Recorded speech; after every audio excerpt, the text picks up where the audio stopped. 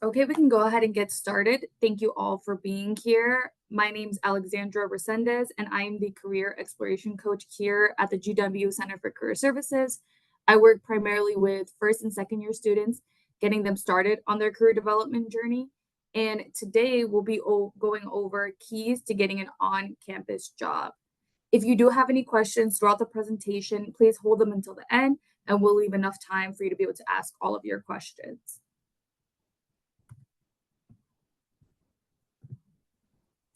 So here are some of our learning outcomes for today.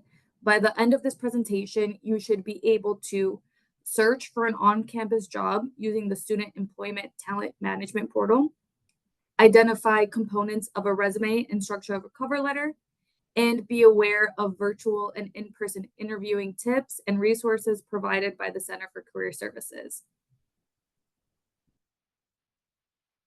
To begin your on-campus job search, you'll want to type in the red URL, which is go.gwu.edu/apply to student positions. And once you are there, you'll want to create your own account using your @gwu.edu email address, and you'll want to create a unique username and password. It's a good idea to use your single sign-on information when creating the account, and it's easier to remember and makes for an easy transition to the employee portal after you're hired. Please keep your account information secure and do not share it with anyone. For federal work study positions, you actually have two options. You can work on campus or you can work off campus. GW partners with employers in the surrounding area to give students the opportunity to work outside of GW while still getting really fulfilling experiences. GW notably partners with Teach for America, the Smithsonian American Art Museum, Kid Power, the National Association for Law Placement, and other campus partners. And on campus, you have the opportunity to choose from a variety of different on-campus departments, including GW Athletics, University Libraries, the Division of Student Affairs, Smith Center events, and most of the academic departments. And as you can see, if you want to look at the on-campus options, you just click on campus and then off campus, off campus. The federal work study jobs went live yesterday. So if you hop on the website, you should be able to see some of our on-campus jobs.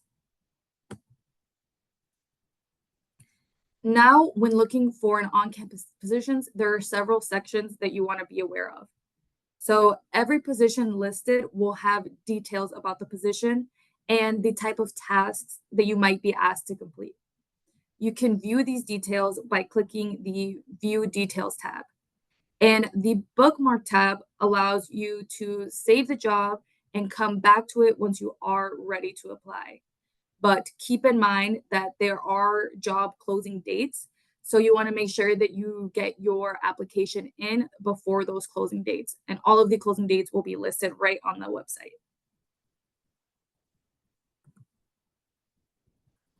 When you click on View Details, you can see how much the position pays, the number of openings, and a description of the position, the professional outcomes, the qualifications that they're asking for students, and then the day that the job opens, as well as that closing date.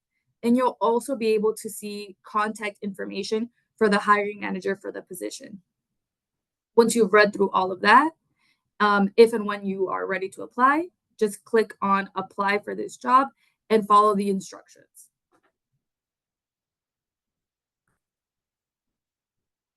If throughout the process you have questions regarding your application, there's actually a student user guide that can provide clarity throughout your entire process.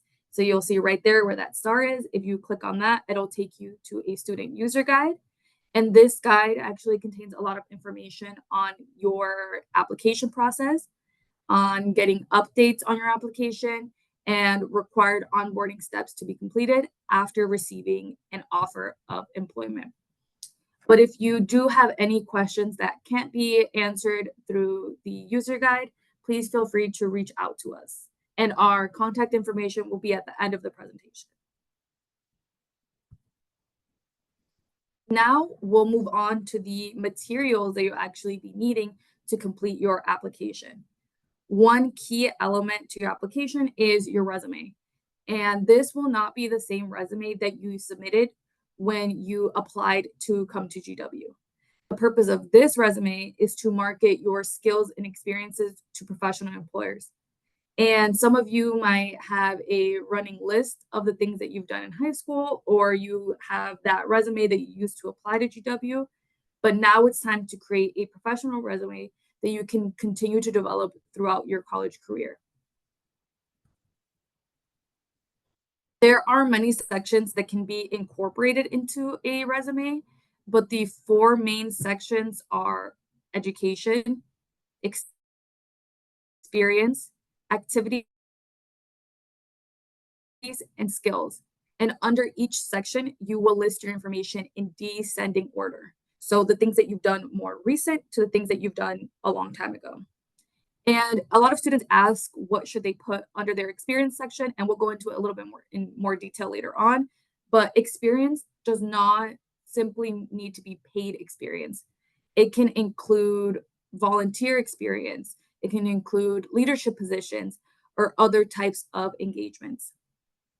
And when you are trying to distinguish what you should put in your experience section versus your maybe activities section, a big way to distinguish that is to note if you had maybe like a leadership position within your activity. If you did have a leadership position within your activity, then we might want to move that up to your experience section. And when you're looking at the skills section is where you can list your technical skills and your foreign language skills if you have any. And you'll use bullet points to describe your experiences and skills as opposed to writing paragraphs to describe your skills. The resume should be one page. That is, if you don't remember anything from this presentation, definitely make sure that your resume stays one page. The margins between 0.5 and 1 inch, and then font size between 10 and 12 point. Here is what a resume might look like for a person who is applying for an on-campus position. And a resume really is just a snapshot of your experiences, skills, and activities that you want potential employers to know about you, and some things that you want them to know about you relatively quickly. You'll have a chance to expand on everything that you have done that is relevant to the position within your cover letter or in your interview. A section that the students often struggle with is developing those resume phrases, those bullet points, and it's often the most challenging part. When writing your resume, there are 3 guidelines you want to consider. So first, always start your bullet point with a strong action verb. Use a verb that describes what you did in that position. For example, instead of saying you worked with children, you might want to consider using a strong action verb and saying mentored children as opposed to worked with. Mentored and taught or worked with mentored and taught are strong verbs that are getting to the point faster than saying that you worked with children. Second, you'll want to add details to your bullet points. Details can answer questions like who, what, when, where, and how, and they can also be numbers. So the qualifiers are those details. What was happening in that position? And then the quantifiers, how many students did you mentor? What were the ages of the children? You want to add and be a little bit more specific, but still being concise. And lastly, you want to end your bullet point with any results, outcomes, or impact that your actions might have had. So think about what happened because of what you just described. So now let's look at an example of what your resume bullet points should look like. So for the first example, we have processed orders in a busy, high-value environment in order to maintain daily sale goals. So you have processed. Processed is your strong action verb. In a busy, high volume environment, that's the details. You're describing what the environment was like, um, and what it was like to process these orders. And then you're kind of ending it with that result. So you did all of this in order to maintain daily sale goals. It's what happened because you processed those orders. So that right there, it's very concise. It tells me what you did and how you did it. Moving on to the second resume bullet point. Collaborated with president to plan monthly volunteer events at local food bank that encouraged club members to engage in community service. Collaborated, again, that is your strong action verb rather than saying like helped the president or assisted the president. Now you're saying collaborated. You collaborated with the president to plan monthly volunteer events at local food bank.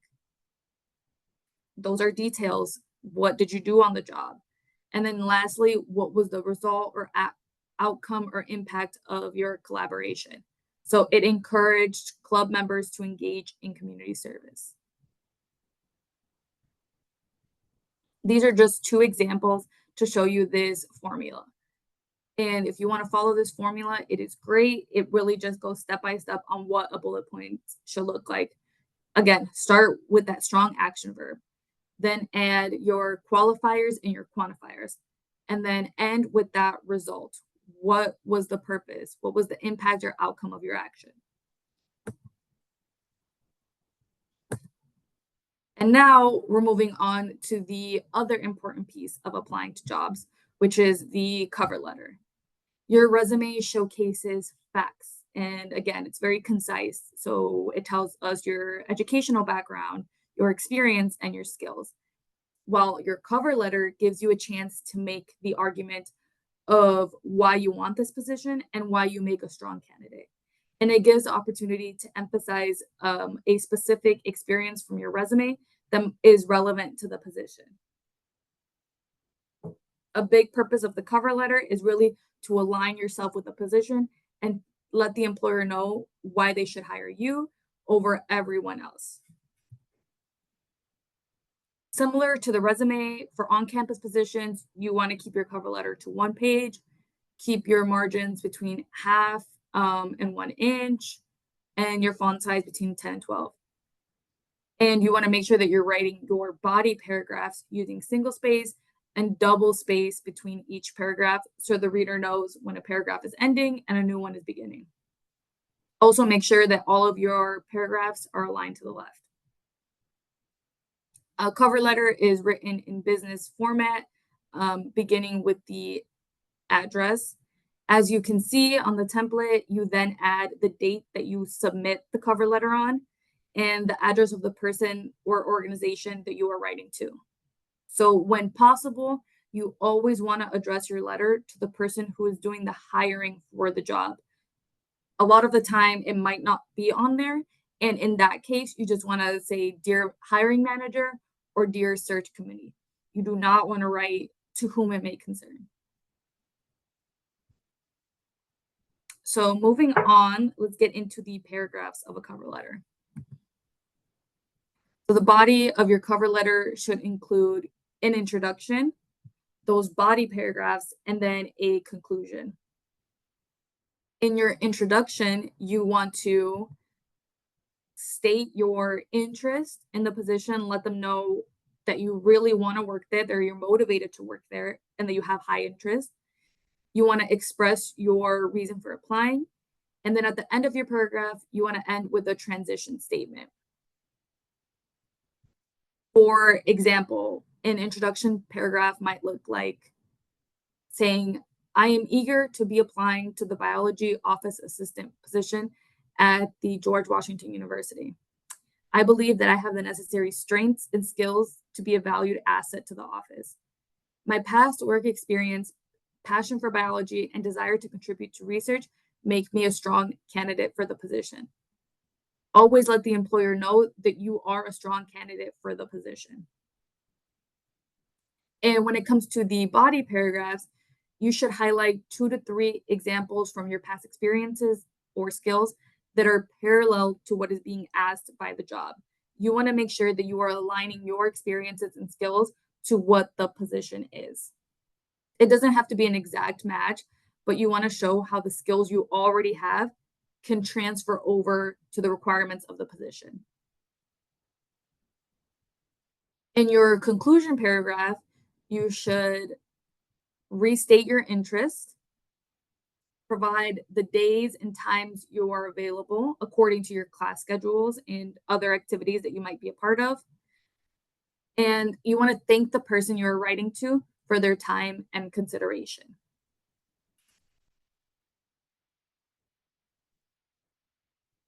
And now that you have your resume and cover letter, let's get into the interviewing part of it. And throughout your interview process, you might be asked to interview virtually or in person. And I want to go over some basic tips on how to go about either interview. For both interview types, you want to research the organization, visit their website, visit their department page, and see what they want the public to know about them so that you have an understanding of at least a little bit of the culture of where you're going to be working and what they might expect from someone who wants to work there. And you want to check your technology and your environment. You want to make sure that everything is good to go, make sure that you have a nice, clean background. And you also want to make sure that you're dressing professionally and appropriately, which means to dress in a manner that is respectful and appropriate of the position that you want. And make sure to practice, practice, practice. Make sure that you are saying your answers out loud because there's a difference between going through the answers in your head as opposed to actually seeing what it feels like to say it out loud. And after the interview, you always want to make sure to send them a thank you message. Thank them for, again, their time and consideration. For in person interviewing, you are, again, researching the organization and still practicing. And you want to make sure that you are practicing again out loud. So, a standard introductory question that you'll probably get asked no matter what job you apply to is tell me about yourself. You want to make sure that you have a answer for this, a rehearsed answer for this, so that when they ask you this question, you are not just kind of drawing a blank. Please research, please write down what you're going to say, and then practice and practice and practice. And then you want to practice maybe standard questions. Look up strength-based and behavioral questions. We have examples of this on our career services page as well as Handshake. You want for in person, you want to confirm the location, make sure that you look it up, and you develop a plan to get there. Know what metro, what bus, are you taking a lift? Make sure that you know how you're going to get there, and be sure to leave early so that you can arrive early to the interview. And like I mentioned, we have resources that can help you. So we have our general and policy guides and tips, which goes over how you should structure your resume. It gives you a template on what kind of resume we're looking for. And then we have the same for cover letters and virtual video interviewing tips on what to expect and how to prepare. And all of this can be found on our Handshake platform. And career services is here to help. So if you want someone to look over your resume or help you create a resume, look over cover letter, help you with application, every part of your career development journey, we have a career coach that can help you. To make an appointment with us, you have to make it through Handshake.